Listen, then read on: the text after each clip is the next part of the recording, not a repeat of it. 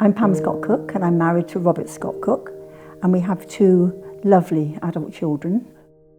We are now enjoying our retirement. The first reason I pray is because Jesus did. You know, he went out sometimes up into the hills, middle of the night, away from the crowd so that he could have this conversation with his Father.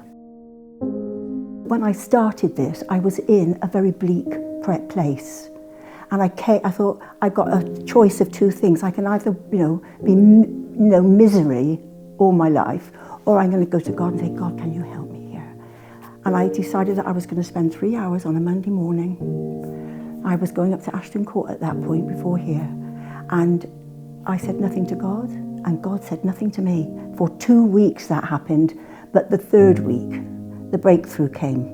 And it makes me nearly want to cry to think about it, because I broke through with God, and I have never, ever been in a position, no Monday, when I've not come in to meet my Father, meet my Jesus, my Saviour.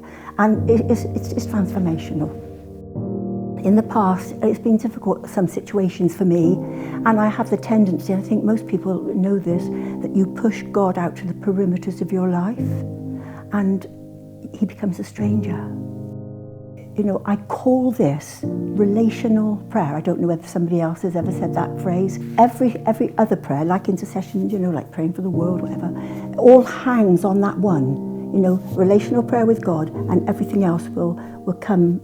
That seems to me to be the foundation, because we're seeking God before we ask him all these arrow prayers.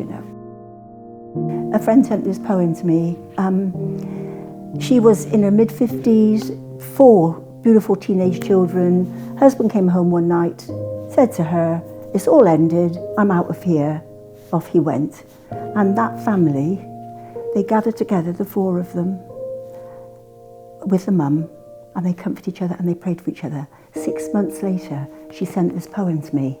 And this, to me, sums up all that I've said about what relational prayer is.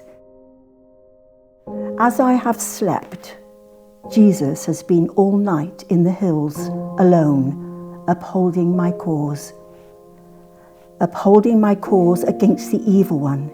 He has prepared my day, clearing the brambles, exposing the wolves, and spreading a table in their midst. And now my shepherd comes to meet me, and as I bury my face in the rough fabric of his love, I smell again the hill of prayer where he has been for me.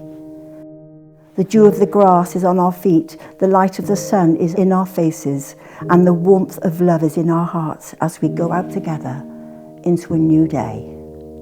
That is relational prayer.